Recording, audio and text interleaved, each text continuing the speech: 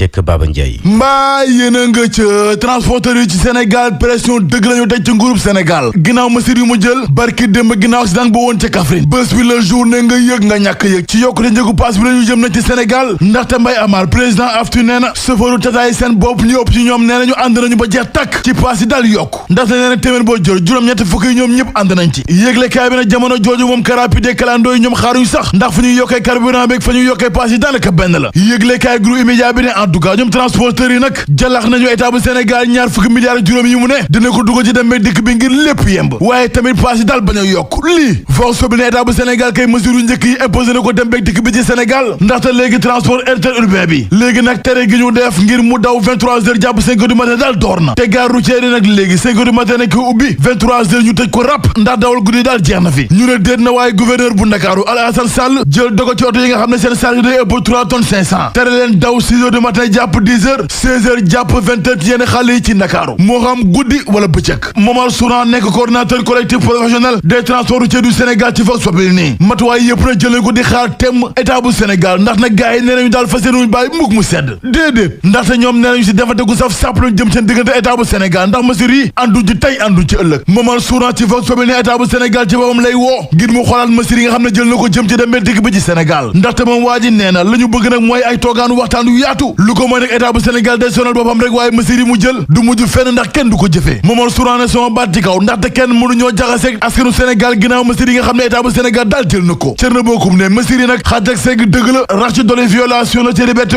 constitutionnelle déplacement wu askanu Sénégal ndaxte nee na boo tënkee ñiy bàyyi ña ca des loolu mooy firndeel ni yamale woo te lépp lu ci tukkee daal yawa cër na bokkum joxoñ baaraamu tuma état bu Sénégal ginnaaw mesures yi nga xam ne jël na ko benn par benn ngir indi saafara ci demee dikk bi waaye tam dakar accident yi mel ni tull ak mala ci tali bi Sud Quotidien en tout cas xaw ma leen de waaye voyage guddi daal jeex na ci réew mi l'observateur ne mesure bi nga xam ne état bu Sénégal jël na ko nag chauffeur bu lànk ba ci tënku dina rëq sa ndigg waaw waaye yëglekaay bi nee na benn ci mesure yaa ngi nii di dindi porte bagage yi ndax ba tey ji ca gaar mboo maraîcher ba tey bus yaa ngi ak seen porte bagage ndax dindi wuñ ko te gars yi nag woote nañu ndaje ni ki ëllëg ngir waxtaan dëgg ci lu jëm ci wàllu dem beeg dikk bi yëglekaay groupe Futurs Médias bi ne en tout cas borom ñaari bis yu ñu nëbboon jant bi tey ji lañ leen defeere ci kanamu procureur Le Quotidien ñi ami woon gaañu ginnaaw accident bu woon ci Kaffrine juróom-ñett fukk ak juróom benn ci ñoom ñibbi nañ seen kër ndax génn ci hôpital bi waaye ba tey keneen gi des ci réanimation ndax ba keneen ba tey ci diggante dund ak dee la nekk Le Témoin ne waaye Yewwi Askan Wi seen ndaje bi ñuy façon amal fukki fan ak ñeent ci weer wi dàq nañ ko ba jëmi jamono ginnaaw accident nga woon ca Kaffrine ak musiba bu rëy nga xam ne jural na ko daal suñu réew du Sénégal critique ne jamono jooju na cadre APR ne nañu ànd nañu ba jeex tàkk ci dogal yi nga xam ne njiitu réew mi Macky Sall jël na ko ci demee digg bi tegu ci yoon waaye itam wàññi bu baax a baax accident yi laas ne état bu Sénégal kay gën a taral mesures yi ginnaaw musiba goon te 6 kilos le mandat ne ginnaaw accident bi waa C50 PN nee nañu jëf dëgg na lañ ci xaar gars yi topp mesures yi ba mu jeex tàkk ngir accident yi daal wàññeeku lay fo ne lu jëm ci exploitation TER bi état bu Sénégal SNCF la tànn jox ko mbir mi ci durub ñetti at mu ciy doxal ndax fukki fan ak juróom-ñaar ci weeru janvier dinañ signé convention bi ngir gars yi mën a doxal ci TER bi libération ni musiba dëgg na moom ci benn tabax immeuble boo xam ne tegul yoon benn yoon ndax tax yi lépp la violé waxatuma laak règle urbanisme yi yëglekaay bi ne immeuble bi nag ñu ngi koy tabax ci corniche bu Ndakaaru